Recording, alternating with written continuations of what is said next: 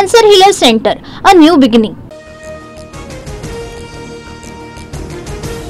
पंतप्रधान नरेंद्र मोदी नागपूर दौऱ्यावर दीक्षाभूमी आणि डॉक्टर हेडगेवार स्मारकामध्ये मोदींकडून अभिवादन. विविध कार्यक्रमांना मोदी उपस्थित राहणार.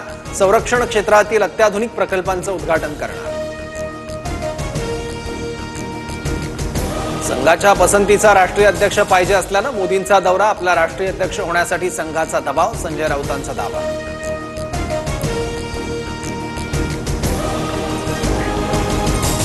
राज्यभरात मराठी नववर्षाचा उत्साह. गुढीपाडव्यानिमित्त राज्यभरात शोभायात्रा. शोभायात्रेत मर्दानी खेळांसह ढोल ताशाच्या गजरात नववर्षाचं स्वागत.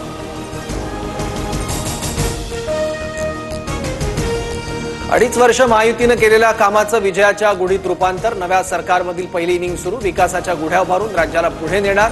उपमुख्यमंत्री शिंदेंची प्रतिक्रिया. आज मनसेचा गुढीपाडवा मेळावा. गुढीपाडवा मेळाव्यात राज ठाकरे काय बोलणार याकडे राजकीय वर्तुळाचं लक्ष. महाराष्ट्र धर्माची गुढी उभारायला शिवतीर्थावर या. मातोश्री परिसरात मनसेची बॅनरबाजी. लाडकी बहीण योजना जाहीर केली तेव्हा राज्याच्या तिजोरीवर 43,000 कोटींचा भार आला. तिजोरीवर वाढलेला भार पाहता कर्जमाफी होणार नाही अशी माहिती. संजय शिरसाट यांची प्रतिक्रिया.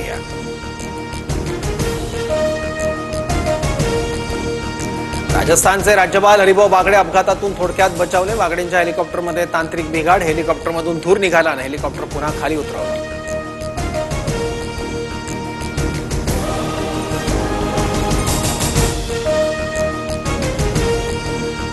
प्रशांत कोरटकरने वापरलेल्या समृद्ध जीवन संस्थेच्या रोल्स रॉयस कार शासनाकडून समृद्ध जीवन घोटाळ्यात जप्त. समृद्ध जीवनच्या 51 पैकी 50 गाड्या ताब्यात नाहीत. गुन्हे अन्वेषण विभागाच्या अधिकाऱ्यांची माहिती. प्रशांत कोरटकरची पोलीस कोठडी आज संपणार. कोरटकरला कोल्हापूर जिल्हा सत्र न्यायालयात व्हीसीद्वारे हजर करणार.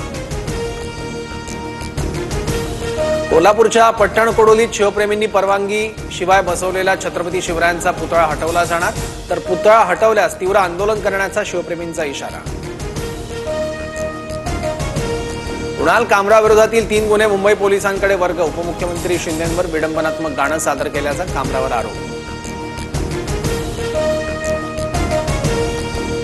1 एप्रिलपासून वीज 10% स्वस्त होणार. महावितरण कंपनीच्या प्रस्तावानंतर महाराष्ट्र राज्य वीज नियामक आयोगाकडून वीज दर निश्चितीचे आदेश. मुंबईच्या तापमानात अचानक वाढ. मुंबईतील तापमान 36 अंशांवर. आजही मुंबईचा पारा चढाच राहण्याचा अंदाज. पुण्यात पाणी पुरवठ्याचा प्रश्न गंभीर. अनेक भागात पाणी पुरवठा विस्कळीत. नागरिकांचं थेट राज्य सरकारला साकडं.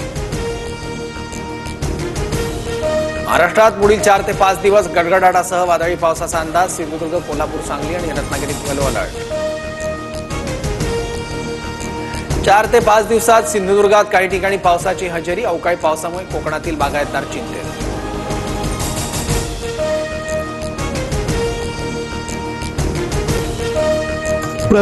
Cancer Healer Center, a new beginning.